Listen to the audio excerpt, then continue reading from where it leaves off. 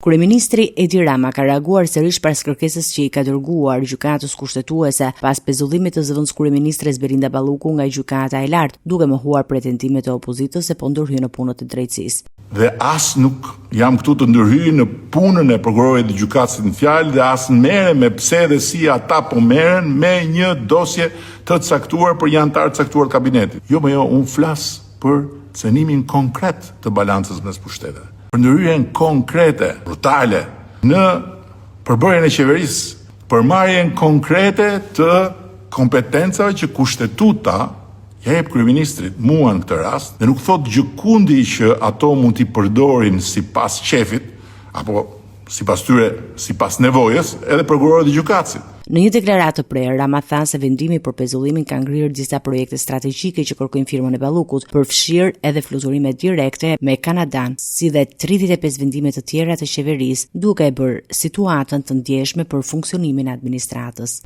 Pastaj, flas se si prekja e gjithë këtyre bllokon punët në sektorin përkatës, në sektorin përkatës, ku hyn ajo marrëveshja me Kanadan, që e përmend atje.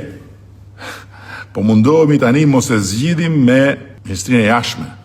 Për ata zëm se e zgjidhëm, gjithse mua më duket shumë e sforcuar. Po me 35 vendimet e tjera të qeverisë, si doja bëjmë? Po me lejet e ndërtimit për investimet në energji të rinovueshme, në infrastrukturë, në godina publike, që kanë kaluar në KKT dhe nuk zbardhen dot pa firmën e pezulluar.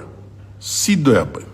Kryeministri theksoi gjithashtu se nuk ka ndërmend të shkarkojë zëvendës kryeministre nga detyra që është besuar dhe se pezullimi i saj është i pari i këtij lloji në botë. Duke bllokuar punën. Jo, sepse heqja e ministrit të rast nuk do zgjidhte këtë problem themelor, po do krijonte një problem themelor më vete për të nesërmen.